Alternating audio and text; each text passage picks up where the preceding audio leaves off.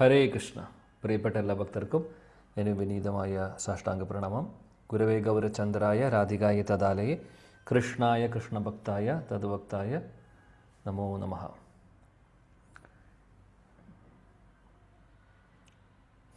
ഇന്നലെ നമ്മൾ കുന്തിസ്തുതി പഠിച്ചുകൊണ്ടിരിക്കുകയായിരുന്നു. അതിൽ 31-ാമത്തെ ശ്ലോകം വരെ നമ്മൾ ഇന്നലെ പഠിച്ചു. അതിമനോഹരമായിട്ടുള്ള കുന്തിസ്തുതി കുറച്ച് ക്ലാസ്സുകളായി 4 ക്ലാസ്സുകളായി നമ്മൾ ചർച്ച ചെയ്തുകൊണ്ടുവരുന്നു. ഇന്നലെ ദാമോദര ലീലയെക്കുറിച്ച് ചർച്ച ചെയ്തിരുന്നു. കാര്യം കുന്തി മഹാറാണി അവിടെ പറയുന്നു, യശോദമാതയെ ഓർത്തുകൊണ്ട് കുന്തി ദേവി പറയുന്നു, യശോദാമാതയുടെ ആ വടി കണ്ടപ്പോൾ കണ്ണൻ പേടിച്ചു, കരഞ്ഞു.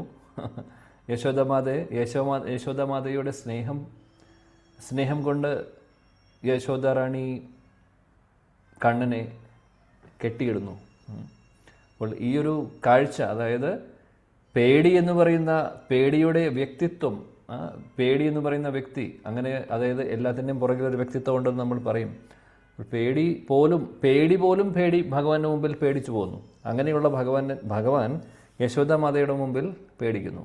അപ്പോൾ ഇങ്ങനെയുള്ള ലീലകൾ തികച്ചും നമ്മളെ വിഡംബനം, അല്ലെങ്കിൽ നമുക്ക് കൺഫ്യൂഷൻ, അല്ലെങ്കിൽ കൺഫ്യൂസിങ് ആണ്, മനസ്സിലാവുന്നില്ല. അങ്ങയുടെ ലീലകൾ മനസ്സിലാക്കാനുള്ള ആ ഒരു യോഗ്യത നമുക്ക് ആർക്കുമില്ല എന്നുള്ളതാണ് കുന്തി മഹാറാണിയോടെ സൂചിപ്പിച്ചത്.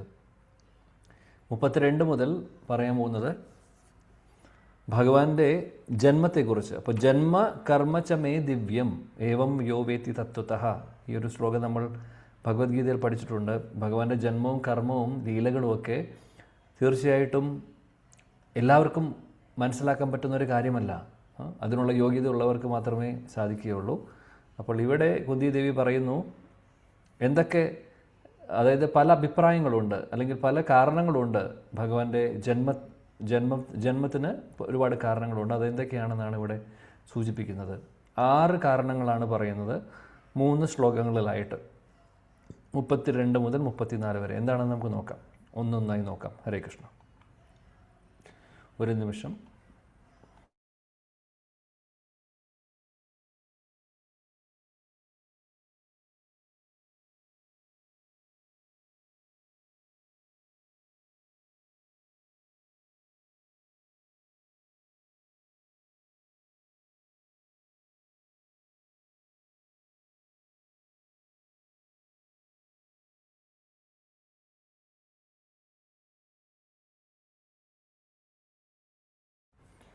ഹരേ കൃഷ്ണ ഹരേ കൃഷ്ണ കൃഷ്ണ കൃഷ്ണ ഹരേ ഹരേ, ഹരേ രാം രാം രാം ഹരേ ഹരേ. ശ്ലോകം 32. കേചിതാഹുർ അജം ജാതം പുണ്യശ്ലോകസ്യ കീർത്തയേ യദോ പ്രിയസ്യാൻ വവായേ മലയസ്യേവ ചന്ദനം. ഗീതാ മുരളി മാതാജി. ഹരേ കൃഷ്ണ പ്രഭുജി. ശ്ലോകം 32. ഓം നമോ ഭഗവതേ വാസുദേവായ.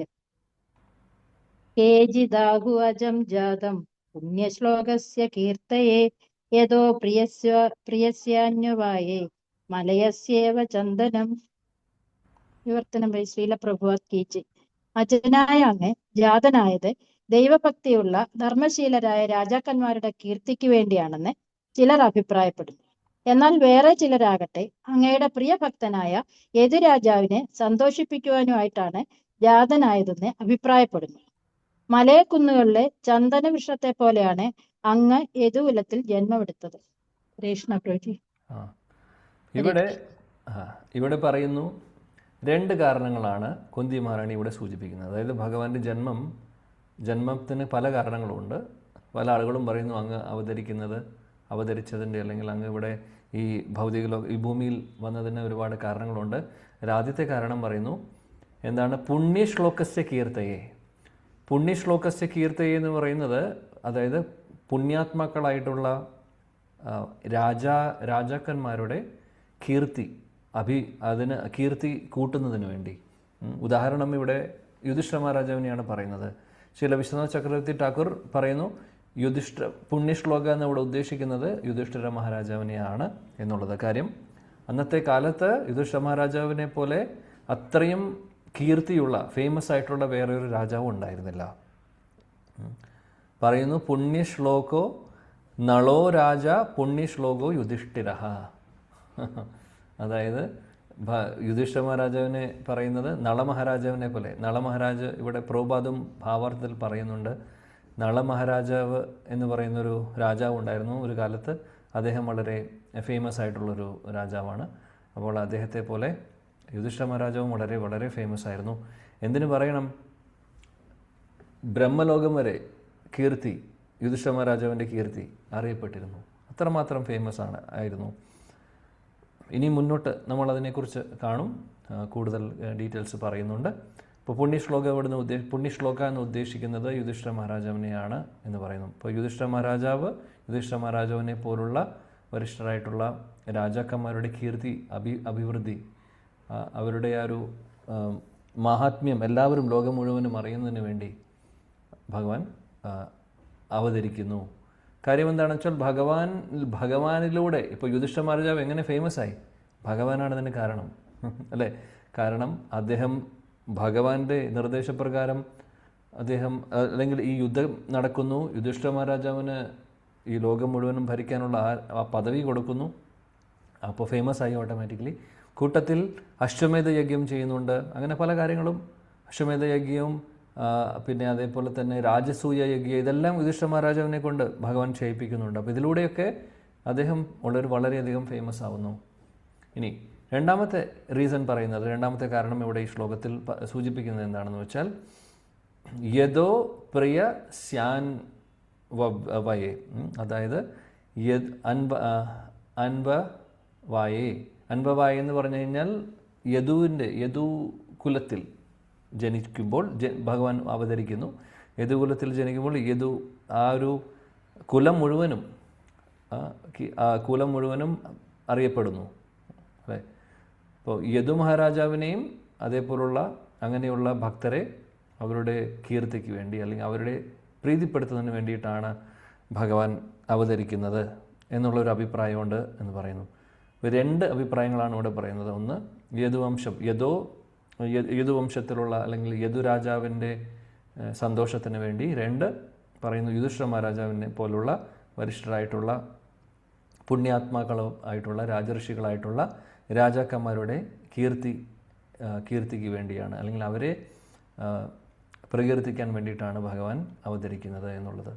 പിന്നെ ഇവിടെ ശ്ലോകത്തിലൊരു ഒരു ഉദാഹരണം കൂടെ കാണാം നമുക്ക്. പറയുന്നു എങ്ങനെയാണ് ഭഗവാൻ അവതരിക്കുന്നത്. ഇവിടെ പറയുന്നു മലയസ്യേവ ചന്ദനം.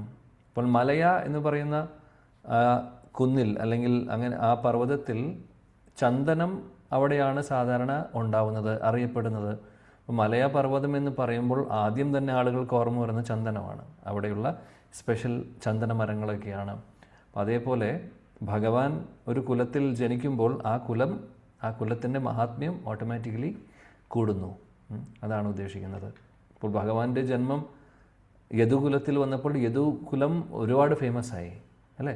അതേപോലെ തന്നെ യുധിഷ്ഠിര മഹാരാജാവിനെ പോലുള്ള വരിഷ്ഠരായിട്ടുള്ള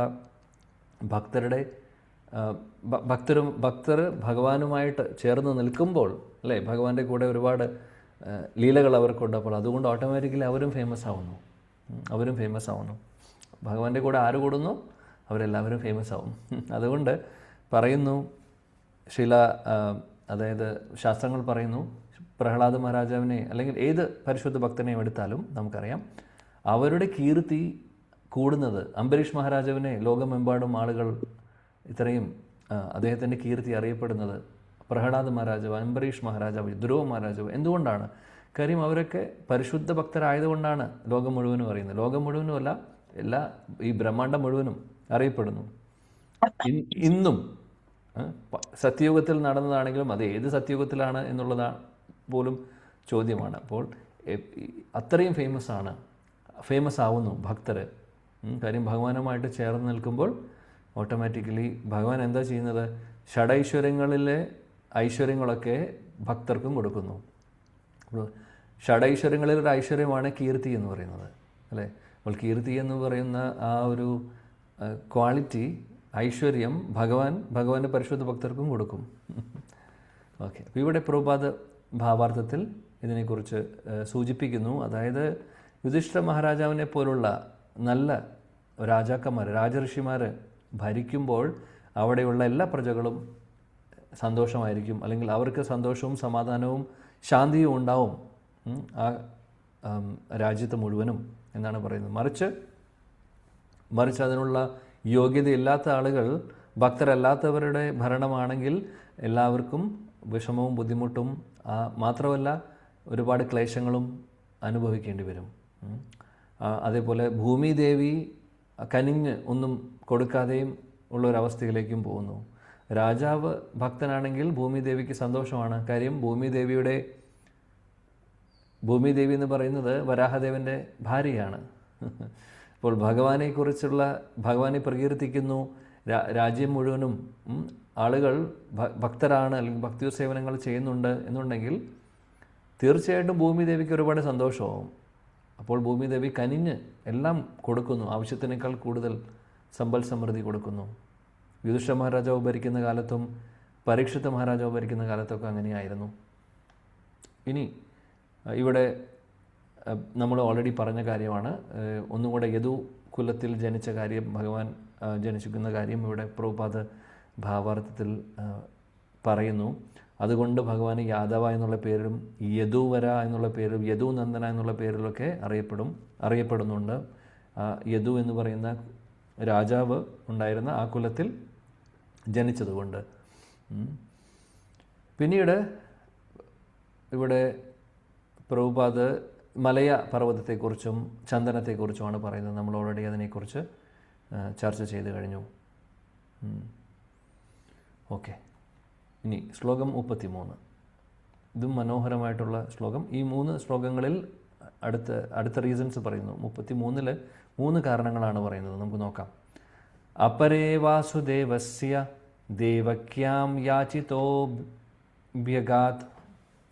അജസ്ത്വം അസ്യ ക്ഷേമായ വധായ ച സുരദ്വിഷാം. വിദ്യ മാതാജി, വിദ്യാ ഗിരീഷ് മാതാജി. ഹരേ കൃഷ്ണ പ്രഭുജി. ശ്ലോകം 33. അപരേ വാസുദേവസ്യ ദേവക്യാം യാജിതോ ഭൃഗാത് അജസ്ത്വമസ്യ ക്ഷേമായ വധായ ച സുരദ്വിഷാം. വിവർത്തനം. ശ്രീല പ്രഭുപാദ് കി ജയ്.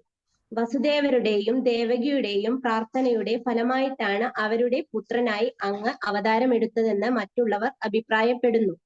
നിസ്സംശയം അങ്ങ് അജനാണ്. എങ്കിലും ദേവന്മാരുടെ ക്ഷേമത്തിനും അവരോട് അസൂയയുള്ളവരെ നിഗ്രഹിക്കുവാനും വേണ്ടി അങ്ങ് ജന്മമെടുക്കുന്നു. ഹരേ കൃഷ്ണ പ്രഭുജി.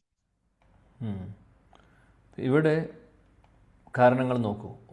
കാരണം നമ്പർ 1 എന്താണെന്ന് വെച്ചാൽ,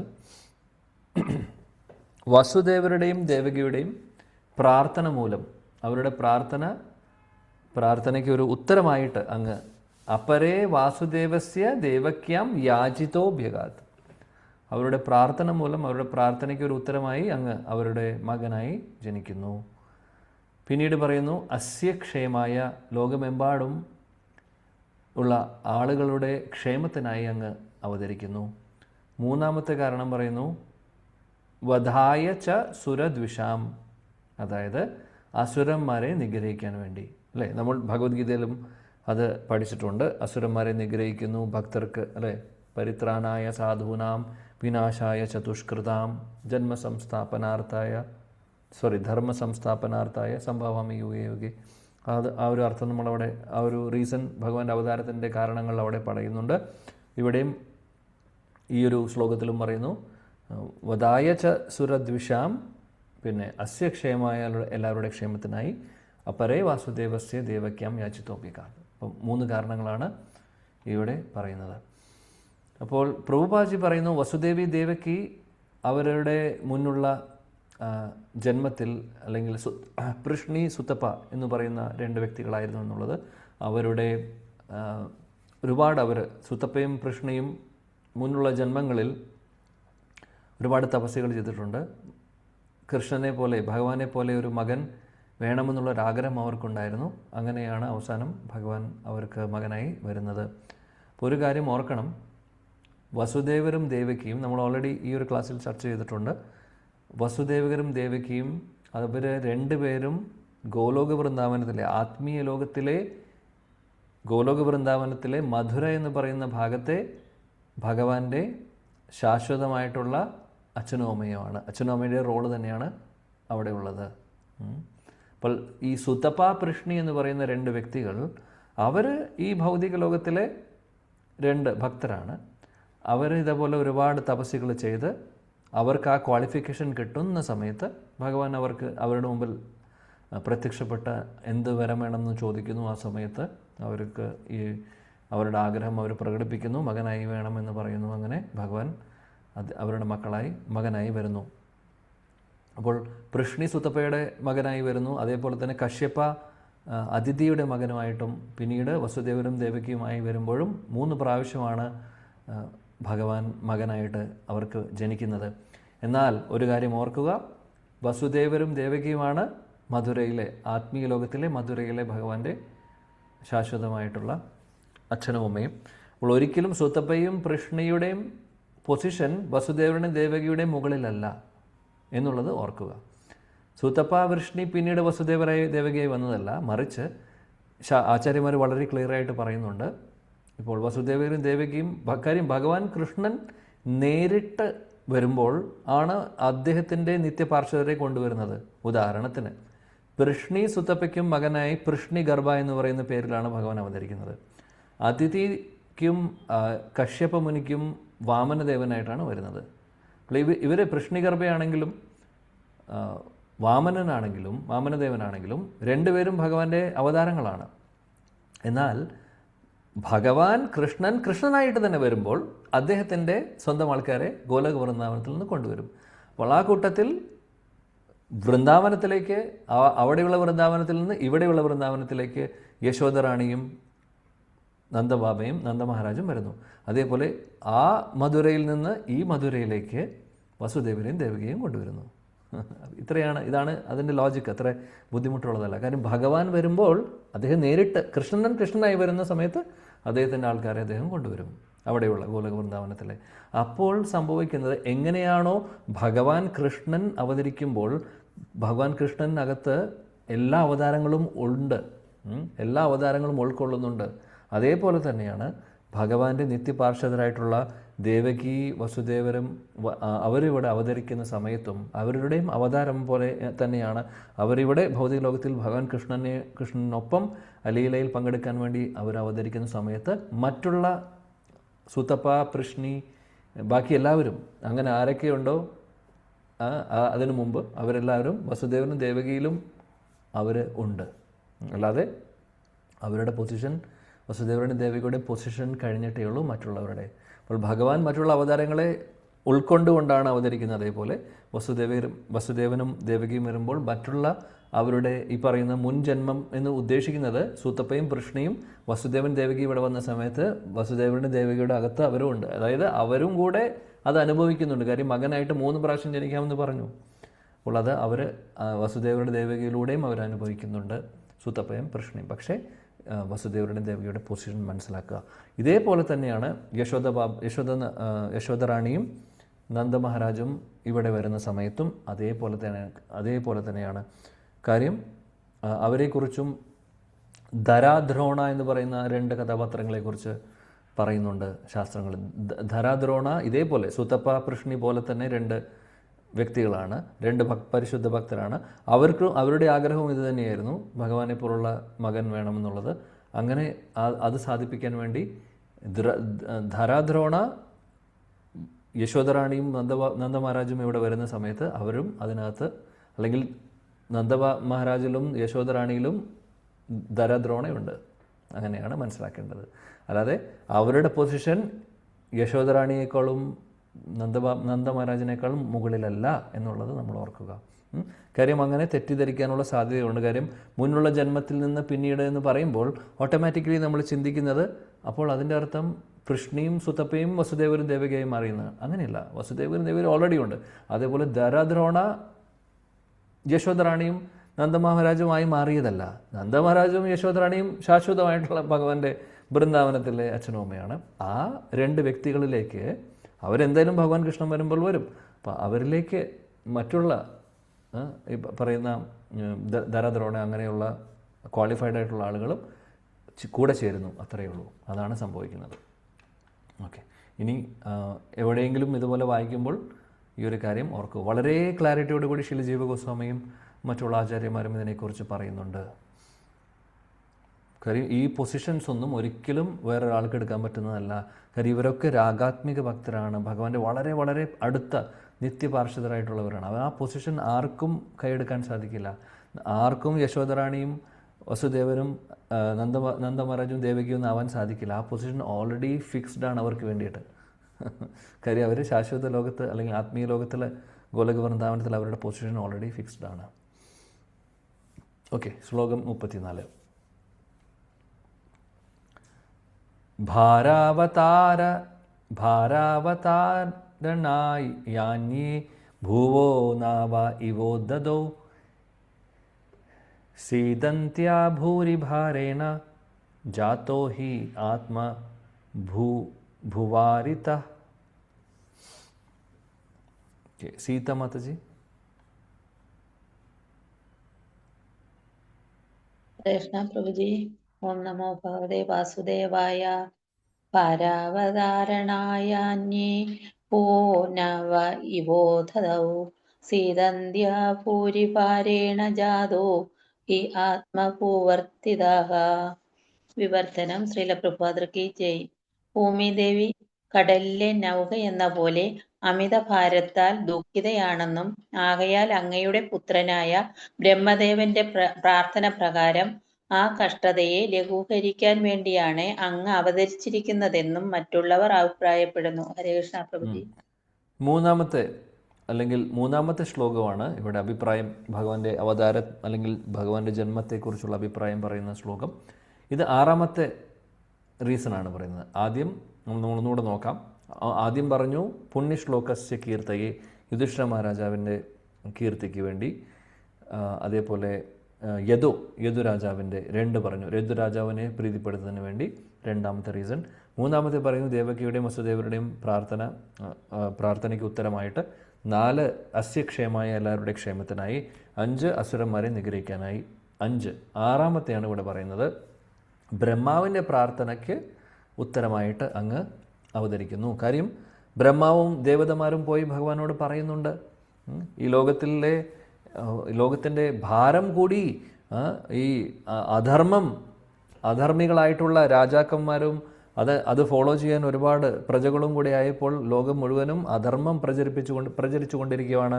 അതുകൊണ്ട് ഭാരം കൂടി ഭൂമിയുടെ അങ്ങ് വന്ന് ആ ഭാരത്തെ മാറ്റണം, അങ്ങ് അവതരിക്കണമെന്ന് പറഞ്ഞ് ബ്രഹ്മാവും മറ്റുള്ള ദേവതമാരുമൊക്കെ ഭഗവാന്റെ അടുത്ത് പോയി പ്രാർത്ഥിച്ചിട്ടുണ്ട്. നമുക്കറിയാം ഭഗവാൻ വിഷ്ണുവിൻ്റെ അടുത്ത് പോയി പ്രാർത്ഥിക്കുന്നു. ആ സമയത്ത് വിഷ്ണു പറയുന്നു, ക്ഷീരോദകശായി വിഷ്ണു പറയുന്നു, അതിനുള്ള അറേഞ്ച്മെൻറ്റ് ഓൾറെഡി ഞാൻ ചെയ്തിട്ടുണ്ട്, ഉടനെ തന്നെ ഞാൻ അവതരിക്കും. ആക്ച്വലി വിഷ്ണു അല്ല വരുന്നത്, ഒറിജിനൽ കൃഷ്ണൻ വരുന്നു. അങ്ങനെയാണ് ഭഗവാൻ കൃഷ്ണൻ്റെ എൻട്രി. കാര്യം കംസൻ, ജരാസന്ധൻ അങ്ങനെയുള്ള ആളുകളുടെ ആ ഒരു ശല്യം അല്ലെങ്കിൽ അങ്ങനെയുള്ള ആളുകൾ കാരണം ഒരുപാട് ബുദ്ധിമുട്ടുകൾ ആളുകൾ അനുഭവിക്കുന്നുണ്ടായിരുന്നു. അപ്പോൾ ഭാരം കുറയ്ക്കാൻ വേണ്ടി ഭഗവാൻ അവതരിക്കുന്നു എന്ന് പറയുന്നു. ഇവിടെ വേറൊരു കാര്യം കൂടെ പറയുന്നു. ഈ ശ്ലോകത്തിൽ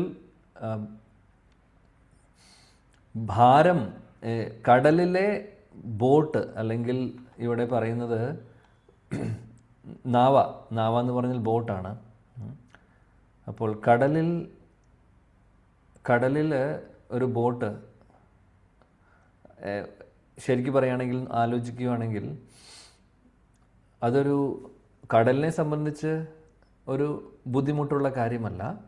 എന്നാലും കാര്യം ബോട്ടിനെ താങ്ങാൻ കടലിന് അത്ര ബുദ്ധിമുട്ടുണ്ടാവില്ല. കാര്യം കടലിൻ്റെ വലിപ്പവും ആഴവും വെള്ളത്തിൻ്റെ ക്വാണ്ടിറ്റിയും എല്ലാം കൂടുതലാണ്.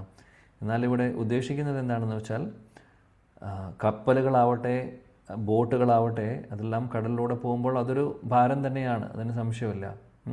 ആ ഭാരം എങ്ങനെയാണോ ആ ഭാരമുള്ളത്, ആ ഭാരത്തെ മാറ്റുവാൻ, കാര്യം ഈ ലോകം മുഴുവനും ഈ അധർമ്മികളായിട്ടുള്ള അല്ലെങ്കിൽ അധർമ്മികളായിട്ടുള്ള ആളുകളുടെ, അധർമ്മം ഫോളോ ചെയ്യുന്ന ആളുകൾ കാരണം ഭാരം കൂടുന്നു. അപ്പോൾ അതിനെ ഇവിടെ ഉപമിക്കുന്നത് കടലിലുള്ള ബോട്ടുമായിട്ടാണ്. അപ്പോൾ ഒരിക്കലും വിചാരിക്കരുത് എന്തുകൊണ്ട് ഇത് എടുത്തു പറഞ്ഞു എന്ന് വെച്ചാൽ, എന്തുകൊണ്ട് ഇങ്ങനൊരു ഉദാഹരണം പറഞ്ഞിരിക്കുന്നു ഭാഗവതത്തിൽ എന്ന് ചിന്തിക്കേണ്ട. ചുരുക്കം പറഞ്ഞു കഴിഞ്ഞാൽ നമ്മൾ മനസ്സിലാക്കേണ്ടത് ഇത്രയേ ഉള്ളൂ. കടൽ നാച്ചുറലായിട്ട് നോക്കുവാണെങ്കിൽ കടലിൻ്റെ മുകളിൽ ഒന്നും, അതായത് കടലിന് ഭാരം കൊടുക്കാൻ പാടുള്ളതല്ല. എന്നാൽ ബോട്ടും മറ്റുള്ള കപ്പലും ഒക്കെ കടലിലൂടെ സഞ്ചരിക്കുന്നു അല്ലേ, പല കാര്യങ്ങൾക്കായി. അതിന് പല ഉദ്ദേശങ്ങളും ഉണ്ടാവും, പല കാര്യങ്ങളും ഉണ്ടാവും. അപ്പോൾ അതൊക്കെ ഒരു ഭാരമാണ് ശരിക്കും പറയുകയാണെങ്കിൽ കടലിനെ സംബന്ധിച്ച്. ആ ഒരു ഉദ്ദേശത്തോടു കൂടിയിട്ടാണ് ഇവിടെ പറയുന്നത്. ഇവിടെ ലോകത്തിൽ ആളുകളുടെ അധർമ്മം ഫോളോ ചെയ്യുന്ന അല്ലെങ്കിൽ അധർമ്മികളായിട്ടുള്ള ആളുകളുടെ എണ്ണം കൂടുമ്പോൾ നാച്ചുറലി ഈ ലോകത്തിൻ്റെ ഭാരം കൂടുന്നു എന്ന്. അപ്പോൾ ലോകത്തിൻ്റെ ഭാരം കൂടുക എന്ന് പറയുന്നത് ലിറ്ററലി ഭാരം കൂടുന്ന കാര്യമല്ല പറയുന്നത്. അതേപോലെ കടലിൻ്റെ ഭാരം ബോട്ട് പോകുന്നതുകൊണ്ട് കടലിനൊന്നും സംഭവിക്കുന്നില്ല. അതേപോലെ അധർമ്മികളായിട്ടുള്ള ആളുകൾ വരുമ്പോൾ ഈ ഫോർ എക്സാമ്പിൾ ഈ ഭൂമിക്ക് ഉദാഹരണം പറയാം, 1 ടണ്ണാണ് വെയിറ്റ് എന്ന് വെക്കുക. ഞാനൊരു എളുപ്പത്തിൽ മനസ്സിലാക്കാൻ വേണ്ടി പറയുന്നത് മാത്രം, അത് കറക്റ്റല്ല. 1 ടൺ വെയിറ്റ് ഉണ്ടെന്ന് വെക്കുക. അപ്പോൾ അധർമ്മികളായിട്ട് ആളുകൾ കൂടുമ്പോൾ ആ 1 ടൺ 2 ടൺ ആവുന്നു എന്നുള്ളതല്ല ഉദ്ദേശിക്കുന്നത്. ആ ഭാരമല്ല ഇവിടെ ഉദ്ദേശിക്കുന്നത്. പക്ഷേ അതായത് ഭഗവാനിൽ നിന്ന് വിമുഖരായിട്ടുള്ള ആളുകൾ തീർച്ചയായിട്ടും ഭാരമാണ്. അതാണ് ഉദ്ദേശിക്കുന്നത്. ഭാരം കൂടുക എന്ന് ഉദ്ദേശിക്കുന്നത് അതാണ്. അല്ലാതെ ആളുകളുടെ പോപ്പുലേഷൻ കൂടിയത് കൊണ്ടുള്ള ഭാരമല്ല. പല ആളുകളും ധരിക്കുന്ന പോലെ ആളുകളുടെ എണ്ണം കൂടുമ്പോൾ ഈ ലോകത്തിൽ അവർക്ക് ജീവിക്കാൻ വേണ്ടിയിട്ടുള്ള സാഹചര്യങ്ങളും സാധനങ്ങളും ഒന്നും ഇല്ലാതെയാവും, അതുകൊണ്ട് ഇത്രയും പോപ്പുലേഷൻ്റെ ആവശ്യമില്ല, ഇതൊരു ഭാരമാണ് ഭൂമിക്ക്. ഭൂമിയുടെ ഭാരം പോപ്പുലേഷൻ കൂടിയിട്ടല്ല, ഭൂമിക്ക് ഭാരം വരുന്നത് ഭഗവാനിൽ നിന്ന് വിമുഖരാകുമ്പോഴാണ്. ഇതാണ് സത്യം. അപ്പോൾ ഭഗവാന്റെ അല്ലെങ്കിൽ ഭക്തരായിട്ടുള്ള ആളുകളാണ് ഉള്ളത് എന്നുണ്ടെങ്കിൽ, ലോകം മുഴുവനും ഭക്തരാണെങ്കിൽ, ഒരു എക്സാമ്പിൾ പറയുന്നു, ലോകം മുഴുവനും ഭക്തരാണെങ്കിൽ ഭൂമിക്ക് എന്ത് ഭാരമാണ്? ഭൂമി ആക്ച്വലി ഭാരമില്ലാതെ ഇങ്ങനെ പറന്നു നടക്കും സന്തോഷം കൊണ്ട്. കാര്യം എല്ലാവരും ഭഗവാനിൽ നിന്ന് വിമുഖരല്ലാത്തവരാവുമ്പോൾ, ഭക്തിയുത സേവനങ്ങൾ ചെയ്യുന്നവരാകുമ്പോൾ ഭൂമി ദേവിക്ക് സന്തോഷമാവുന്നു. ഭാരം ആയിരിക്കില്ല, മറിച്ച് ആനന്ദമായിരിക്കും ഭൂമി ദേവിക്ക് ഉണ്ടാവുന്നത്. അഷ്ടസ്വാത്വിക വികാരങ്ങളായിരിക്കും ഉണ്ടാവുന്നത്. അപ്പോൾ ഭാരമെന്ന് ഉദ്ദേശിക്കുന്നത് അതാണ്. ഓക്കെ, ഇവിടെ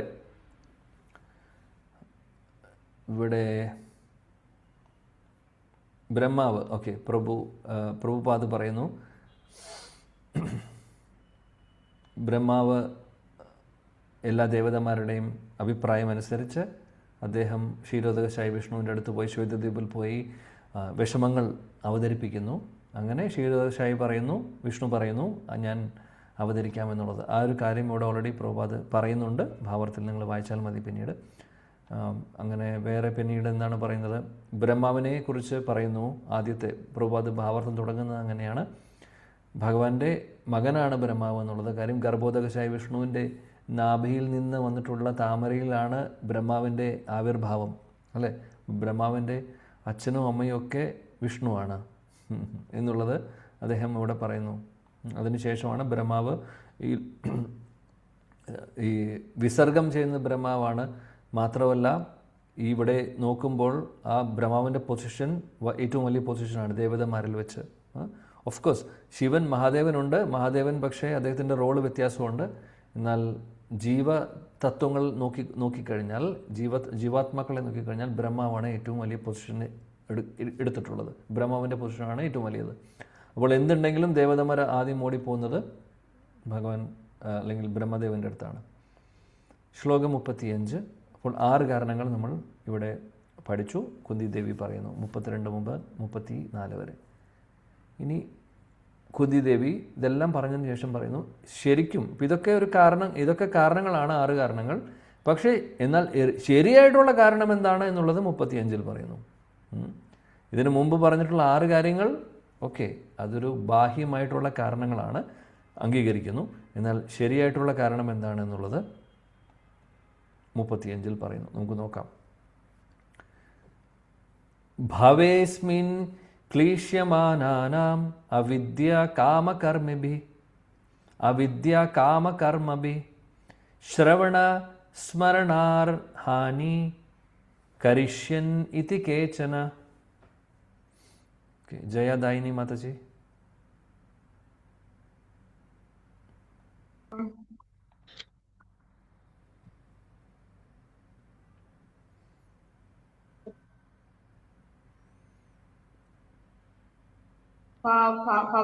ഭവേസ്മിൻ ക്ലിശ്യമാനാനാം വിദ്യാകാമകർമ്മഭിः ശ്രവണസ്മരണാർഹാണി കരിഷ്യന്തി കേചന.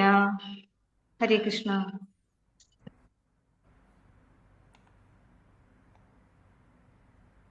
ശ്ലോകത്തിന്റെ വിവർത്തനം വായിക്കൂ.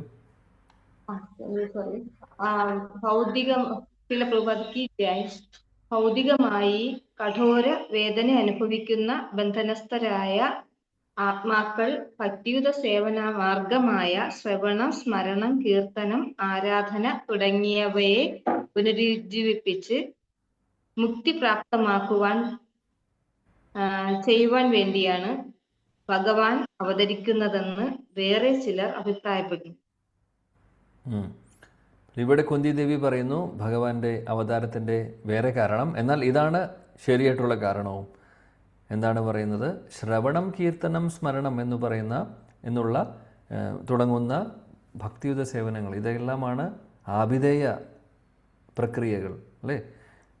ഭക്തിയുത സേവനങ്ങളുടെ ഭാഗമാണ്. ബദ്ധാത്മാക്കളെ ഈ ഭൗതിക ലോകത്തിൽ നിന്ന് രക്ഷിക്കാനുള്ള മാർഗങ്ങളാണ് ഇതെല്ലാം. ശ്രവണം, കീർത്തനം, സ്മരണം, ഇതെല്ലാം. ക്ലേശ്യമാനാനാം എന്ന് പറഞ്ഞു കഴിഞ്ഞാൽ ഈ ലോകത്ത് ക്ലേശ്യമാനാനാം ഈ ലോകത്തുള്ള ആളുകൾ ബദ്ധാത്മാക്കൾ ഇവിടെ അനുഭവിക്കുന്ന ക്ലേശങ്ങളെയാണ് ഉദ്ദേശിക്കുന്നത്. ആ ക്ലേശങ്ങളിൽ നിന്ന് മുക്തരാക്കുന്നു, അല്ലെങ്കിൽ മുക്തി, അല്ലെങ്കിൽ ക്ലേശങ്ങളിൽ നിന്ന് രക്ഷ നേടാനുള്ള മാർഗങ്ങളാണ് ശ്രവണം, കീർത്തനം, സ്മരണം, ഇതെല്ലാം. അപ്പോൾ ഇതെല്ലാം ഈ ശ്രവണം, കീർത്തനം, സ്മരണമൊക്കെ ഒന്ന് എല്ലാവരിലേക്കും എത്തിക്കുവാൻ വേണ്ടി, അല്ലെങ്കിൽ ആ ശ്രവണത്തിൻ്റെയും കീർത്തനത്തിൻ്റെയും സ്മരണത്തിൻ്റെയും ഒക്കെ മാഹാത്മ്യത്തെക്കുറിച്ച് പറഞ്ഞു കൊടുക്കാനും അത് എല്ലാവരെ കൊണ്ട് ചെയ്യിപ്പിക്കാനും അതിനുവേണ്ടി പ്രചോദനം കൊടുക്കുവാനും വേണ്ടിയിട്ടാണ് ഭഗവാൻ അവതരിക്കുന്നത് എന്നുള്ളതാണ് പറയുന്നത്. കൂട്ടത്തിൽ ഒരു കാര്യം കൂടെ പറയുന്നു. ക്ലീശ്യമാനാനാം എന്ന് പറയുമ്പോൾ ആളുകളുടെ ആ ഒരു ക്ലേശങ്ങൾ അനുഭവിക്കുന്ന കാര്യം. ആ ക്ലേശങ്ങൾ എങ്ങനെയാണ് അനുഭവിക്കുന്നത്? കർമ്മം, അവർ ചെയ്യുന്ന കർമ്മങ്ങൾ അനുസരിച്ച്. ഇനി കർമ്മം എന്തുകൊണ്ടാണ് അവർ ഭൗതിക കർമ്മങ്ങൾ എന്തുകൊണ്ട് ചെയ്യുന്നു? അവിദ്യ മൂലം, അവിദ്യ കാരണം. 3 കാരണങ്ങളാണ്, 3 സംഭവങ്ങളാണ്. അതായത് ക്ലേശങ്ങളുടെ റീസൺ എന്താണെന്ന് വെച്ചാൽ ഭൗതിക ആഗ്രഹങ്ങളോട് കൂടിയിട്ടുള്ള കാമ്യകർമ്മങ്ങൾ ചെയ്ത് മുന്നോട്ട് പോകുന്ന ആൾക്കാർക്ക് അതിനുള്ള റിയാക്ഷൻ കിട്ടുന്നു, അതിൻ്റെ ഭാഗമായിട്ട് ഇവിടെ അനുഭവിക്കേണ്ടി വരുന്നു. എന്നാൽ കാമ്യകർമ്മങ്ങൾ ചെയ്യുവാനുള്ള കാരണം എന്താണ്? അവിദ്യയാണ്. അപ്പോൾ എല്ലാത്തിൻ്റെയും തുടക്കം അവിദ്യയാണ്. അവിദ്യ എന്ന് പറഞ്ഞു കഴിഞ്ഞാൽ അറിവില്ലായ്മ, നമ്മൾ ആരാണെന്ന് അറിയാത്ത ഒരവസ്ഥ, നമ്മൾ ഭഗവാന്റെ അംശമാണെന്നുള്ളത് മറന്നുകൊണ്ട് നമ്മൾ ഈ ഭൗതിക ലോകത്തിലെ ആളുകളാണെന്ന് വിചാരിച്ച് ഇരിക്കുന്ന അവസ്ഥ, അതാണ് അവിദ്യ. അപ്പോൾ അവിദ്യ മൂലം നമുക്ക് ഭൗതികമായിട്ടുള്ള ആഗ്രഹങ്ങൾ വരുന്നു. ആ ഭൗതികമായിട്ടുള്ള ആഗ്രഹങ്ങൾ ചെയ്ത് നമ്മൾ മുന്നോട്ട് പോകുമ്പോൾ അതനുസരിച്ച് പല റിയാക്ഷൻസും നമുക്ക് കിട്ടുന്നു. ആ റിയാക്ഷൻസ് എല്ലാം നമുക്ക് ആഗ്രഹങ്ങൾ, ആദ്യം അവിദ്യ അനുസരിച്ച് ആഗ്രഹങ്ങൾ വരുന്നു, കാമം, ഭൗതികമായിട്ടുള്ള ആഗ്രഹങ്ങൾ. ആ ഭൗതികമായിട്ടുള്ള ആഗ്രഹങ്ങൾ നിറവേറ്റാൻ വേണ്ടി കർമ്മങ്ങൾ ചെയ്യുന്നു. ആ കർമ്മങ്ങൾ ചെയ്യുമ്പോൾ അതിൻ്റെ റിസൾട്ടായിട്ട് കിട്ടുന്നത് ക്ലേശങ്ങളാണ്. അപ്പോൾ അവിദ്യ, കാമ, കർമ്മ, ക്ലേശങ്ങൾ. അപ്പോൾ ക്ലേശങ്ങൾ വരാനുള്ള കാരണം ഇത്രയേ ഉള്ളൂ, സിമ്പിൾ. അതിൻ്റെ തുടക്കം അവിദ്യയാണ്. എന്നാൽ വിദ്യയുണ്ടെങ്കിലോ, വിദ്യ എന്ന് ഉദ്ദേശിക്കുന്നത് നമ്മൾക്കറിയാം ഞാൻ ആരാണെന്നും ഭഗവാനും നമ്മളും തമ്മിലുള്ള ഒരു ബന്ധം എന്താണെന്ന് മനസ്സിലാക്കിക്കൊണ്ടും ജീവാത്മാക്കൾ എന്താണ് ചെയ്യേണ്ടതെന്ന് മനസ്സിലാക്കിക്കൊണ്ട് ആ ഒരു പൊസിഷൻ ഇരുന്നു കൊണ്ട് ജീവേരെ സ്വരൂപമായ കൃഷ്ണേരെ നിത്യദാസ് എന്ന് മനസ്സിലാക്കിക്കൊണ്ട് അതനുസരിച്ച് പ്രവർത്തിക്കുമ്പോൾ ഉണ്ടാവുന്ന കാമം, ആഗ്രഹം എന്ന് പറയുന്നത് കാമമല്ല അവിടെ ഉണ്ടാവുന്നത്. ഭൗതികമായിട്ടുള്ള ആഗ്രഹങ്ങളായിരിക്കില്ല, ആത്മീയമായിട്ടുള്ള ആഗ്രഹങ്ങളായിരിക്കും. ആ ആത്മീയമായിട്ടുള്ള ആഗ്രഹങ്ങൾക്ക് വേണ്ടി ആളുകൾ ഭഗവത് സേവനങ്ങൾ, ഭക്തി സേവനങ്ങൾ ചെയ്യുന്നു. അപ്പോൾ അവിടെ ക്ലേശങ്ങൾ റിസൾട്ടായി വരുന്നതിന് പകരം ആനന്ദം വരുന്നു, ആനന്ദം ഉണ്ടാകുന്നു. നേരെ ഓപ്പോസിറ്റ് സംഭവിക്കുന്നു. അപ്പോൾ ഇതാണ് കാരണങ്ങൾ, ക്ലേശങ്ങൾ അനുഭവിക്കുക. അപ്പോൾ ഇതിൽ നിന്ന് രക്ഷിക്കാനാണ്, അതാണ് ഇവിടെ കുന്തി ദേവി പറയുന്നത്, ഈ ക്ലേശങ്ങളിൽ നിന്ന് മുക്തരാക്കാൻ വേണ്ടി, അതിൽ നിന്ന് രക്ഷിക്കാൻ വേണ്ടിയിട്ടാണ് അങ്ങ് ശ്രവണം, കീർത്തനവും സ്മരണവും ഒക്കെ അതിൻ്റെ മഹാത്മ്യത്തെക്കുറിച്ച് ആളുകൾക്ക് പറഞ്ഞു കൊടുക്കുവാൻ അങ്ങ് അവതരിക്കുന്നു. ഈ ഒരു ആവിധേയ പ്രക്രിയ ഒന്ന് ഉത്തേജിപ്പിക്കാൻ വേണ്ടി അങ്ങ് അവതരിക്കുന്നു എന്നാണ് പറയുന്നത്. അപ്പോൾ ഇതാണ് ശരിയായിട്ടുള്ള റീസൺ എന്ന് കുന്തി ദേവി പറയുന്നു. ശീല പ്രഭുപാദി മഹാഭാരതത്തിൽ ഇതിനെക്കുറിച്ച് പറയുന്നു. നമ്മൾ ഓൾറെഡി പറഞ്ഞു, അവിദ്യ കാരണമാണ് കാമം നിറവേറ്റാൻ വേണ്ടി കർമ്മം ചെയ്യുന്നു, കർമ്മത്തിലൂടെ അതിന് റിയാക്ഷനായി പിന്നീട് ക്ലേശങ്ങൾ അനുഭവിക്കുന്നു എന്നുള്ളത്. അതിനെക്കുറിച്ചും പ്രഭുപാദ് ഇവിടെ ഭാവാർത്ഥത്തിൽ പറയുന്നുണ്ട്. അപ്പോൾ പ്രഭുപാദ് പറയുന്നതാണ്, അവിദ്യ എന്ന് പറയുന്നതും, അല്ലെങ്കിൽ ശരിക്കും പറയുകയാണെങ്കിൽ ധർമ്മം എന്ന് പറയുന്നത് പരമദിവോത്തമ പുരുഷനെ സേവിക്കുക എന്നുള്ളതാണ് ശരിയായിട്ടുള്ള ധർമ്മം, പരോധർമ്മം. എന്നാൽ അത് മറക്കുമ്പോഴാണ് ജീവാത്മാവ് അവനവൻ്റെ ഇന്ദ്രിയ സുഖങ്ങളുടെ പുറകിൽ ഓടുന്നത്. അങ്ങനെ സംഭവിക്കുമ്പോൾ പിന്നീട് അവസാനം അത് ക്ലേശങ്ങൾക്ക് കാരണമായി മാറുന്നു.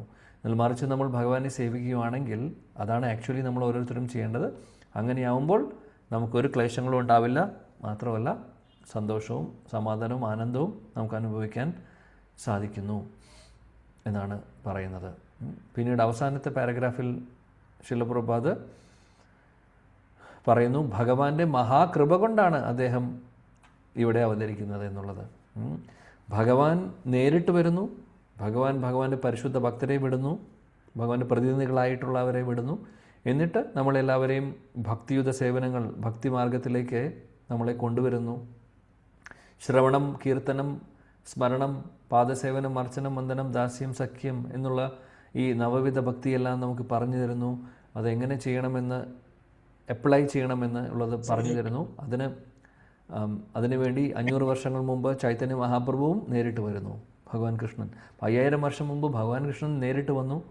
അതിനുശേഷം തിരിച്ചു പോയി. അതിനുശേഷം 500 വർഷങ്ങൾ മുമ്പ് മഹാപ്രഭു വീണ്ടും വരുന്നു. അപ്പോൾ ഭഗവാൻ അവതരിച്ച് ഉടനെ തന്നെ, കൃഷ്ണൻ അവതരിച്ച് ഉടനെ തന്നെ ചൈതന്യ മഹാപ്രഭുവായി കൃഷ്ണൻ വീണ്ടും വരുന്നുണ്ട്. ഇതിനു വേണ്ടിയിട്ടാണ് നമ്മളെ ഈ ഒരു നവവിധ ഭക്തിയെല്ലാം എങ്ങനെ ചെയ്യണമെന്ന്, ഭക്തി സേവനങ്ങൾ എങ്ങനെ ചെയ്യണമെന്ന് പഠിപ്പിച്ചു തരാൻ വേണ്ടി, നമ്മളെ മനസ്സിലാക്കിപ്പിച്ചു തരാൻ വേണ്ടിയിട്ടാണ് അദ്ദേഹം അവതരിക്കുന്നത്. അപ്പോൾ ഇത്രയും പ്രഭുപാദ് ഭാവാർത്ഥത്തിൽ പറയുന്നു. 36 എന്ത് പറയുന്നു നോക്കാം.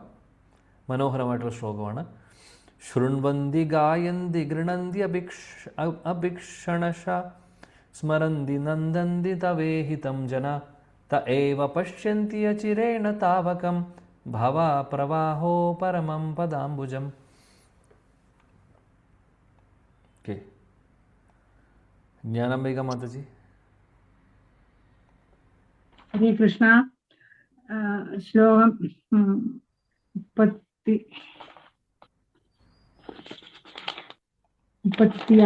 ശ്ലോകം 36. ശൃണ്വന്തി ഗായന്തി ശൃണന്ത്യഭീഷണശ സ്മരന്തി നന്ദന്തി തവേഹിതം ജനഃ തായേവ പശ്യന്തജിരേണ താവകം ഭവപ്രവാഹോപരമം പദാംബുജം. ഉദാർത്ഥനം ശീലപ്രഭുപാദ് കി ജയ്.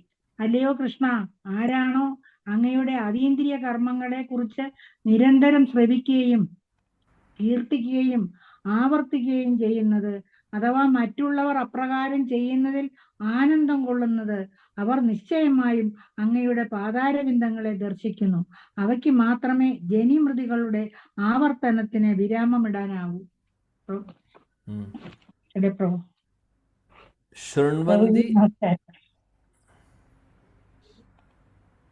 ഹരേ കൃഷ്ണ. പ്രഭുജി മറന്നുപോയി പറയാൻ. ഹരേ കൃഷ്ണ. ഹരേ കൃഷ്ണ, ഹരേ കൃഷ്ണ. Thank you. ശൃണ്വന്തി ഗായന്തി ഗൃണന്തി അഭിക്ഷണശ സ്മരന്തി നന്ദന്തി തവേഹിതം ജന പറയുന്നു ശൃണുവന്തി, ഭഗവാനെക്കുറിച്ച് കേൾക്കുന്ന ആളുകൾ, ഗായന്തി കീർത്തനം ചെയ്യുന്നവർ, ഗൃണന്തി എന്ന് പറഞ്ഞാൽ അത് റിപ്പീറ്റ് ചെയ്യുന്നത്, ഭഗവാന്റെ അഭിക്ഷണശ സ്മരന്തി നന്ദന്തി തപേഹിതം ജന. അപ്പോൾ ആരാണോ ശ്രവണം കീർത്തനം സ്മരണമൊക്കെ ചെയ്തുകൊണ്ടിരിക്കുന്നത്, നിരന്തരമായിട്ട് ചെയ്യുന്നത്, അതുപോലെ തന്നെ അതിൽ ഒരുപാട് അങ്ങനെയുള്ള അതീന്ദ്രിയമായിട്ടുള്ള ഭഗവാനെക്കുറിച്ചുള്ള കാര്യങ്ങളെല്ലാം പറഞ്ഞുകൊണ്ട് ഭഗവാനെക്കുറിച്ച് കേൾക്കുന്നു, ഭഗവാനെ സ്തുതിക്കുന്നു, കീർത്തനം ചെയ്യുന്നു, അങ്ങനെ ചെയ്യുന്നവരോ അല്ലെങ്കിൽ മറ്റുള്ളവർ ഇത് ചെയ്യുന്നത് കണ്ടിട്ട് ആർക്കാണോ അതിൽ സന്തോഷം തോന്നുന്നത്, അതായത് ആരാണോ ഇത് ചെയ്യുന്നത് അതേപോലെ മറ്റുള്ളവർ ചെയ്യുന്നത് കാണുമ്പോൾ ആർക്കാണോ സന്തോഷം തോന്നുന്നത്. കാര്യം നമ്മൾ ചെയ്യുന്നത് മാത്രമല്ല, മറ്റുള്ളവർ ചെയ്യുമ്പോൾ അതിൽ സന്തോഷം തോന്നുക. കാര്യം അത് ഒരു കാരുണ്യം ആണ്. കാര്യം അവരോട് തോന്നുന്ന ഒരു കമ്പാഷനാണ്. കാര്യം എന്താണെന്ന് വെച്ചാൽ നമ്മൾ മാത്രം അനുഭവിച്ചാൽ പോരാ, മറ്റുള്ളവരും കൂടെ അത് ചെയ്യുന്നത് കാണുമ്പോൾ സന്തോഷം. അതൊരു ശരിക്കും പറയുകയാണെങ്കിൽ നല്ലൊരു കാര്യമാണ്. കാര്യം സാധാരണ ആളുകൾക്ക് അസൂയ ആണ് ഉള്ളത് ഈ ലോകത്ത്. അതായത് ഞാൻ മാത്രമേ ചെയ്യാൻ പാടുള്ളൂ, ഞാൻ മാത്രമേ അനുഭവിക്കാൻ പാടുള്ളൂ, ഈ സന്തോഷം എനിക്ക് മാത്രമേ കിട്ടാൻ പാടുള്ളൂ. നമ്മൾ അനുഭവിക്കുന്ന സന്തോഷം മറ്റുള്ളവർ അനുഭവിക്കുന്നത് കാണുമ്പോൾ അതിൽ അസൂയയാണ് സാധാരണ ആളുകൾക്ക് വരിക. എന്നാൽ ഇവിടെ അതല്ല ഉദ്ദേശിക്കുന്നത്. ഇവിടെ മറിച്ച് സന്തോഷം, മറ്റുള്ളവർ നല്ല രീതിയിൽ ഭക്തിയുത സേവനങ്ങൾ ചെയ്യുന്നത് കാണുമ്പോൾ നമുക്ക് സന്തോഷം തോന്നുന്നു. അങ്ങനെ സംഭവിക്കുന്നതോ അല്ലെങ്കിൽ അവനവൻ ചെയ്യുമ്പോൾ ഉണ്ടാവുന്ന കാര്യമോ. അപ്പോൾ പറയുന്നത് ഈ ഒരു ഭക്തിയുത സേവനങ്ങളുടെ ശക്തിയെക്കുറിച്ചാണ് ഇവിടെ ഈ ഒരു ശ്ലോകത്തിൽ പറയുന്നത്. അപ്പോൾ തഏവ പശ്യന്തി അചിരേണ താവകം പ്രവാഹോ പരമം പദാംബുജം. അങ്ങനെയുള്ള ആളുകൾ തീർച്ചയായിട്ടും പറയുന്നു അചിരേണ താവകം, താമസിയാതെ തന്നെ, അതായത് അധികം താമസിയാതെ തന്നെ ഭഗവത് ചരണാരവിന്ദങ്ങൾ അവർക്ക് ലഭിക്കുന്നു എന്നാണ് പറയുന്നത്. ആരാണോ ഭഗവാനെക്കുറിച്ച് കേൾക്കുന്നത്, ശ്രവണം കീർത്തനം സ്മരണമെല്ലാം ചെയ്യുന്നത്, മറിച്ച് അതേപോലെ തന്നെ ആരാണോ മറ്റുള്ളവർ ഇത് ചെയ്യുന്നത് കാണുമ്പോൾ അവരുടെ ഉള്ളിൽ ആനന്ദം ആർക്കാണോ ഉള്ളത്, സന്തോഷം തോന്നുന്നത്, അപ്പോൾ മറ്റുള്ളവരെ പ്രോത്സാഹിപ്പിക്കുന്നു, അവർ ചെയ്യുന്നത് കാണുമ്പോൾ നമ്മുടെ ഉള്ളിൽ ആനന്ദം തോന്നുന്നു. അങ്ങനെയുള്ള ആളുകൾക്ക് അധികം താമസിയാതെ തന്നെ ഭഗവത് ചരണാരവിന്ദങ്ങൾ ലഭ്യമാവും എന്നാണ് പറയുന്നത്. ഈ ഭഗവത് ചരണാരവിന്ദങ്ങളാണ് പ്രവാഹോ പരമം പദാംബുജം. അതായത് ഈ ഭവലോകം മറികടക്കാൻ വേണ്ടി, ഈ ഭവമഹാസാഗരത്തെ നീന്തി കടക്കാനുള്ള ഈ മരണ ജരാവ്യാധി എന്ന് പറയുന്ന ചക്രത്തിൽ നിന്ന് രക്ഷപ്പെടാനുള്ള ഒരു മാർഗം എന്ന് പറയുന്നത് ഭഗവാന്റെ ചരണാരവിന്ദങ്ങളാണ്. ആ ചരണാരവിന്ദങ്ങൾ നമുക്ക് ഉടനെ തന്നെ കാണുവാൻ സാധിക്കും. എങ്ങനെയാണെങ്കിൽ ശ്രവണം കീർത്തനം സ്മരണമൊക്കെ നമ്മൾ ചെയ്യുക, മറ്റുള്ളവരെ പ്രോത്സാഹിപ്പിക്കുക, രണ്ട് ചെയ്യുന്നവർക്കും രണ്ടും കൂടെ ചെയ്യുകയാണെങ്കിൽ അതിനും ഗംഭീരം. അവനവൻ ചെയ്യുക, മറ്റുള്ളവരെ പ്രോത്സാഹിപ്പിക്കുക, എന്നിട്ട് മറ്റുള്ളവർ ചെയ്യുന്നത് കാണുമ്പോൾ അതിൽ നമുക്ക് സന്തോഷം തോന്നുക. നമ്മളെക്കാൾ നന്നായി മറ്റുള്ളവർ ചെയ്യണമെന്നുള്ള ആഗ്രഹം ഉണ്ടാവുക. അത് ഉണ്ടാവുമോ എന്നുള്ളത് അറിയില്ല, അതുണ്ടാവണം. എനിക്ക് സാധിച്ചില്ലെങ്കിലും മറ്റുള്ളവർക്കെങ്കിലും സാധിക്കട്ടെ. ചിലപ്പോൾ അങ്ങനെ ഒരുപക്ഷെ കാര്യം നമ്മൾ ക്ലാസ്സുകളോ, ഇപ്പോൾ ഒരാൾക്ക് ഉപദേശം കൊടുക്കുന്നു, ഒരാൾക്ക് കാര്യങ്ങൾ പറഞ്ഞു കൊടുക്കുകയാണെങ്കിൽ ഭഗവാനെക്കുറിച്ച് ക്ലാസ് മുഖേനയോ അല്ലാതെയോ, ഒരുപക്ഷെ നമ്മൾ പറയുന്ന കാര്യങ്ങൾ ശാസ്ത്രത്തിന് അടിസ്ഥാനമാക്കിയിട്ടുള്ളതായിരിക്കും, ഗുരുജനങ്ങളിൽ നിന്ന് കേട്ട കാര്യങ്ങളൊക്കെ ആയിരിക്കും. ഒരുപക്ഷെ നിർഭാഗ്യവശാൽ ആ വ്യക്തിക്ക് ജീവിതത്തിൽ അത് എന്തെങ്കിലും കാരണം കൊണ്ട് ഫോളോ ചെയ്യാൻ പറ്റുന്നുണ്ടാവില്ല ഒരുപക്ഷെ. എന്നാൽ അത് മറ്റുള്ളവർക്ക് നിസ്വാർത്ഥ ഭാവത്തോടുകൂടി പറഞ്ഞു കൊടുക്കുമ്പോൾ എനിക്കോ സാധിക്കുന്നില്ല, ഇന്ന കാരണങ്ങൾ എന്ത് വേണമെങ്കിൽ ആവട്ടെ, എന്നാൽ മറ്റുള്ളവർക്കത് ഉപകാരമാവട്ടെ എന്ന് വിചാരിച്ചുകൊണ്ട് മറ്റുള്ളവർക്ക് പറഞ്ഞു കൊടുക്കുന്നത് വലിയൊരു കാര്യമാണ്, വലിയൊരു സേവനമാണ് ആക്ച്വലി. അപ്പോൾ നമുക്ക് അറിയാവുന്നൊരു കാര്യം, നല്ല കാര്യം മറ്റുള്ളവർക്ക് പറഞ്ഞു കൊടുത്തു കഴിഞ്ഞാൽ, ഈ നല്ല കാര്യം എൻ്റെ സീക്രട്ടായിട്ടുള്ളതാണ്, ഞാൻ മാത്രമേ ചെയ്യുകയുള്ളൂ, നമുക്കോ ചെയ്യാൻ സാധിക്കുന്നില്ല മര്യാദയ്ക്ക്, മറ്റുള്ളവർക്ക് ഷെയർ ചെയ്യാനും നമുക്ക് താല്പര്യമില്ല. ഇതൊക്കെ അസൂയയുടെ ലക്ഷണങ്ങളാണ്. എന്നാൽ പരിശുദ്ധ ഭക്തരൊന്നും അങ്ങനെയല്ല. അവനവൻ ചെയ്യാൻ ശ്രമിക്കും തീർച്ചയായിട്ടും. ഇനി അതിലെന്തെങ്കിലും കുറവുകൾ ഉണ്ടെങ്കിൽ പോലും മറ്റുള്ളവരെ പ്രോത്സാഹിപ്പിക്കാനും നോക്കുന്നു. നമുക്ക് കിട്ടാത്ത സൗഭാഗ്യം മറ്റുള്ളവർക്ക് കിട്ടിക്കോട്ടെ എന്നുള്ളത്, അതെല്ലാം നല്ല മനസ്സിൻ്റെ ഉടമകൾക്കേ അങ്ങനെ ചിന്തിക്കാൻ സാധിക്കുകയുള്ളൂ. ഇതെല്ലാം ഭഗവാന്റെ പ്രീതി, ഭഗവാന്റെ ഹൃദയത്തിൽ, ഭഗവാന്റെ ഉള്ളിൽ നമ്മളോടുള്ള ഇഷ്ടം കൂടാനുള്ള കാര്യങ്ങളാണ് ഇതെല്ലാം. അതായത് അസൂയയില്ലാതിരിക്കുന്ന അവസ്ഥ, അതേപോലെ അഹംഭാവം ഇല്ലാതിരിക്കുക, ഇതെല്ലാം ഭഗവാനെ ഒരുപാട് അട്രാക്റ്റ് ചെയ്യിപ്പിക്കും. വിനയം, അതേപോലെ സഹിഷ്ണുത. ശരിക്കും പറയുകയാണെങ്കിൽ തൃണാദഭിശൂനിചേന തരോരപ്പി സഹിഷ്ണുന അമാനീന മാനദേന എന്ന് പറയുന്ന ശ്ലോകം എന്തുകൊണ്ട് ചൈതന്യ മഹാപ്രഭു ആ ശ്ലോകം നമുക്ക് ശിഷ്ടാഷ്ടകത്തിൽ തന്നിട്ടുണ്ട്. എന്നിട്ട് ചൈതന്യ ചരിതാമൃതത്തിൽ ആണ് ഇത് വരുന്നത്. ആക്ച്വലി പറയുന്നത് അന്ത്യലീലയിൽ ശ്രീല കൃഷ്ണദാസ് കവിരാജ് ഗോസ്വാമി അവിടെ കൊടുക്കുന്നുണ്ട്.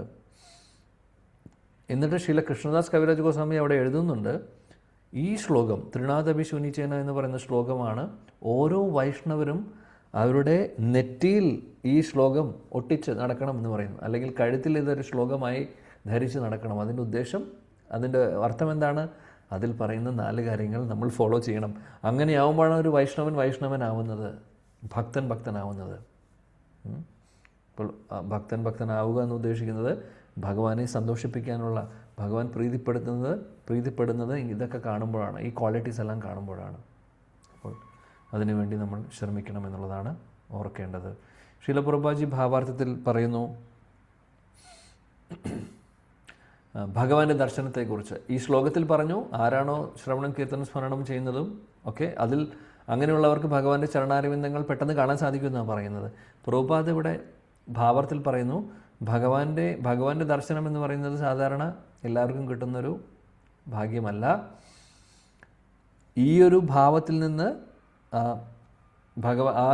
നമ്മുടെ ആ ഒരു രാഗഭക്തിയിലേക്ക്, ആ സ്വാഭാവികമായിട്ടുള്ള ഒരു ഭക്തി നമ്മുടെ ഹൃദയത്തിൽ വരണം. അപ്പോഴാണ് ഇതെല്ലാം സാധ്യമാവുന്നത്. ഇല്ലെങ്കിൽ ഇപ്പോഴത്തെ കണ്ടീഷൻ, ഇപ്പോഴത്തെ ബദ്ധാവസ്ഥ അനുസരിച്ച് നമുക്ക് ഭഗവാന്റെ ദർശനം പോയിട്ട് ഒന്നും നടക്കാൻ പോകുന്നില്ല. അതാണ് പ്രഭുപാദ് പറയുന്നത്. അപ്പോൾ നമ്മുടെ ശുദ്ധീകരണം ആവശ്യമാണ്. അങ്ങനെ ഹൃദയത്തിൽ ഭഗവാനോടുള്ള സ്വാഭാവികമായിട്ടുള്ള പ്രേമം ജനിക്കണം.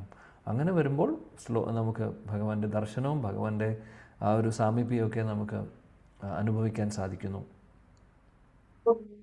ഇവിടെ പറയുന്നു, രാവണൻ, ഹിരണ്യകശിപു, കംസൻ, ജരാസന്ധൻ, ശിശുപാലൻ എന്ന് പറയുന്ന വ്യക്തികളെക്കുറിച്ച് പ്രഭുപാദ് പറഞ്ഞുകൊണ്ട് പറയുന്നു, ഇങ്ങനെയുള്ളവർ ഒരുപാട് അവരുടെ ഭൗതിക തലത്തിൽ നോക്കുമ്പോൾ ഒരുപാട് വലിയ പൊസിഷനിലിരിക്കുന്ന ആൾക്കാരായിരുന്നു. പക്ഷേ അവർക്ക് ആർക്കെങ്കിലും ഭഗവാനെക്കുറിച്ച് മനസ്സിലാക്കുവാൻ സാധിച്ചുവോ? ഒന്ന് ആലോചിക്കണം. രാവണന് ശ്രീരാമചന്ദ്ര ഭഗവാനെ മനസ്സിലാക്കാൻ പറ്റിയിട്ടില്ല. ഹിരണ്യകശിപു നരസിംഹദേവനെ മനസ്സിലാക്കിയിട്ടില്ല. വിഷ്ണുവിൻ്റെ പൊസിഷൻ മനസ്സിലാക്കിയിട്ടില്ല. അറിയാമെന്നാലും അസൂയ കാരണം വിഷ്ണുവിൻ്റെ പൊസിഷൻ അംഗീകരിക്കുന്നുണ്ടായിരുന്നില്ല അല്ലേ?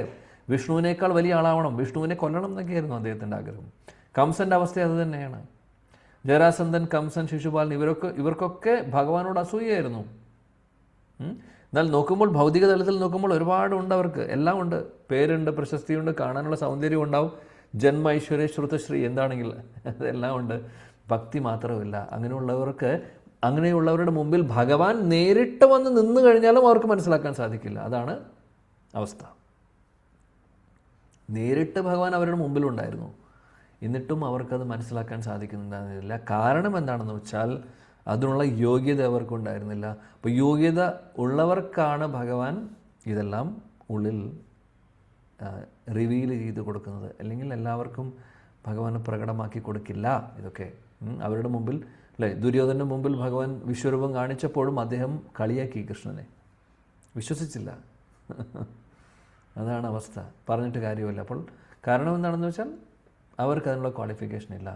എന്നാൽ ക്വാളിഫിക്കേഷൻ, യോഗ്യത നമുക്ക് നേടാൻ സാധിക്കും. എങ്ങനെയാണെങ്കിൽ ശ്രവണം, കീർത്തനം, സ്മരണത്തിലൂടെ, ഭക്തിയോ സേവനങ്ങളിലൂടെ, ഗുരുജനങ്ങളുടെ ആജ്ഞപ്രകാരം നമ്മൾ ഭക്തിയോ സേവനങ്ങൾ ചെയ്ത് നമുക്ക് ക്വാളിഫിക്കേഷൻ, ആ ഒരു യോഗ്യത നേടാൻ സാധിക്കും എന്നുള്ളതാണ് പറയുന്നത്. അതുകൊണ്ട് പ്രഭുപാദ് ഇവിടെ എടുത്തു പറയുന്നു, ഈ ഒരു ഭാവാർത്ഥത്തിൽ പറയുന്നു, അതുകൊണ്ട് വളരെ യോഗ്യതയുള്ള പരിശുദ്ധ ഭക്തനായിട്ടുള്ള ഒരു വ്യക്തിയിൽ നിന്ന് നമ്മൾ ഭഗവാനെക്കുറിച്ച് കേൾക്കണം. അങ്ങനെ ശ്രവണത്തിലൂടെ ഈ ഒരു മാർഗത്തിൽ നമ്മൾ ശ്രവണം എന്നുള്ള ആ ഒരു വഴിയിലൂടെ നമുക്ക് ലക്ഷ്യത്തിലേക്ക് എത്തുവാൻ സാധിക്കും. പ്രഭുപാദ് എടുത്തു പറയുന്നു, ഈ ശ്രവണം ശരിയാണെങ്കിൽ, പെർഫെക്റ്റ് ആണെങ്കിൽ അത് പൂർണ്ണമാണെങ്കിൽ ബാക്കിയുള്ള കാര്യങ്ങളൊക്കെ അതിൻ്റെ വഴിക്ക് വരും എന്നുള്ളത്. അപ്പോൾ ശ്രവണം നന്നായാൽ കീർത്തനം, സ്മരണം എല്ലാം കറക്റ്റാവും. അതാണ് പ്രഭുപാദ് പറയുന്നത്. അതേപോലെ തന്നെ പ്രഭുപാദ് വേറൊരു കാര്യം പറയുന്നു, മനോഹരമാണ്. ഇവിടെ പറയുന്നത് എന്താണെന്ന് വെച്ചാൽ, ചില ആളുകൾക്ക് നേരിട്ട് ഭാഗവതത്തിലെ ദശമസ്കന്ധത്തിലേക്ക് ചാടുവാനുള്ള ആഗ്രഹമായിരിക്കും. അവിടെ ഗോപികമാരുമായിട്ടുള്ള ഭഗവാന്റെ ലീലകളൊക്കെ കേൾക്കുവാൻ വേണ്ടി.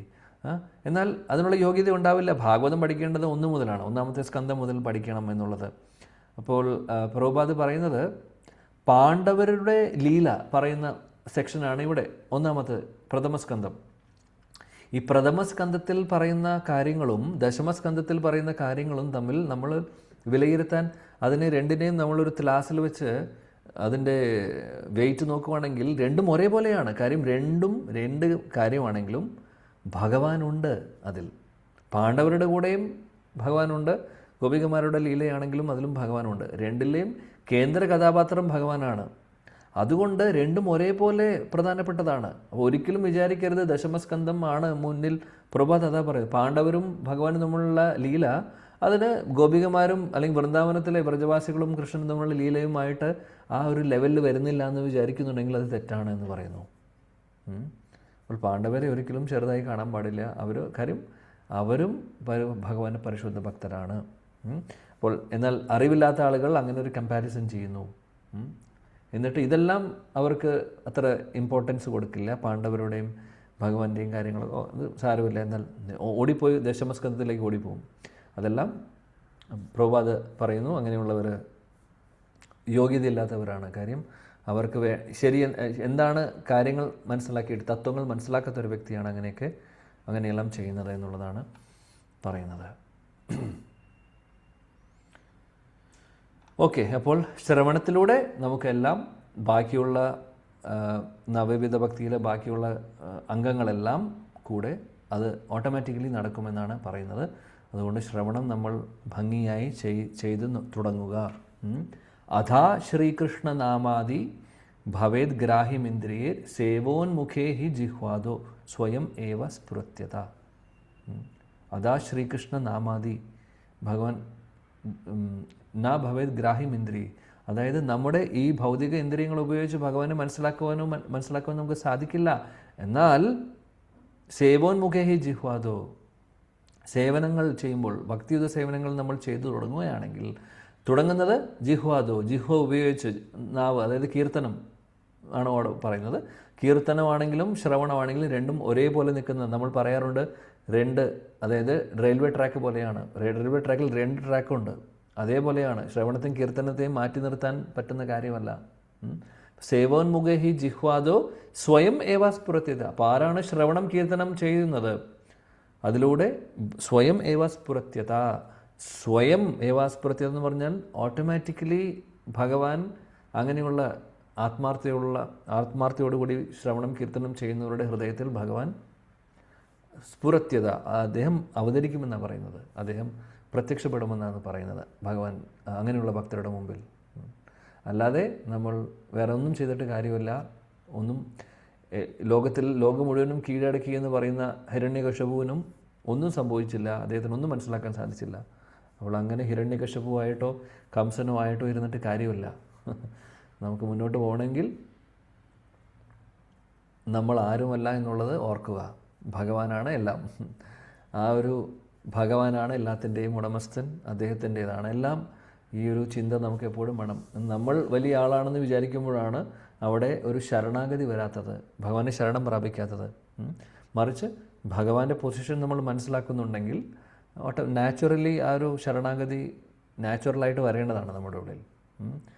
നമ്മുടെ ആ ഒരു നിസ്സഹായമായിട്ടുള്ള ആ ഒരു അവസ്ഥ, അതായത് ഭഗവാൻ വിഭുവും നമ്മൾ വെറും അണുവിൻ്റെ വലിപ്പമുള്ളൂ നമുക്ക്. ആ ഒരു കാര്യം നമ്മൾ ഓർക്കണം എപ്പോഴും. നമ്മൾ ഭഗവാനെ പോലെ വലുതാണെന്ന് വിചാരിക്കുമ്പോഴാണ് പ്രശ്നം വരുന്നത്, അഹംഭാവം വരുമ്പോൾ എല്ലാം ഈശമാനിയാവും. ഈശമാനി അസുഖം വന്നു കഴിഞ്ഞാൽ അപ്പോൾ അത് ബുദ്ധിമുട്ടാവും. ഓക്കെ, ഇനി 37 മുതൽ നമുക്ക് അടുത്ത ക്ലാസ്സിൽ നോക്കാം. അവസാനത്തെ സെക്ഷനാണ് കുന്തി മഹാറാണി കുന്തി സ്തുതിയിൽ.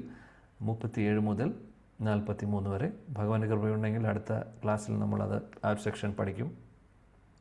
അതിനുശേഷം പിന്നെ കുറച്ചും കൂടെയുള്ളൂ ഈ ഒരു അധ്യായം അങ്ങനെ തീരുന്നു. കുറച്ചും കൂടെ ഉണ്ട്, കുറച്ച് ശ്ലോകം കൂടെ ഉണ്ട്. പക്ഷേ അതെല്ലാം അടുത്ത അധ്യായത്തിൻ്റെ ഇടയ്ക്കുള്ള ഒരു തുടക്കമാണ് ബാക്കിയുള്ള ശ്ലോകങ്ങൾ. ഓക്കെ, അപ്പോൾ നമ്മൾ ഇന്ന് 36 വരെ പഠിച്ചു. 37 മുതൽ അടുത്ത ക്ലാസ്സിൽ നോക്കാം.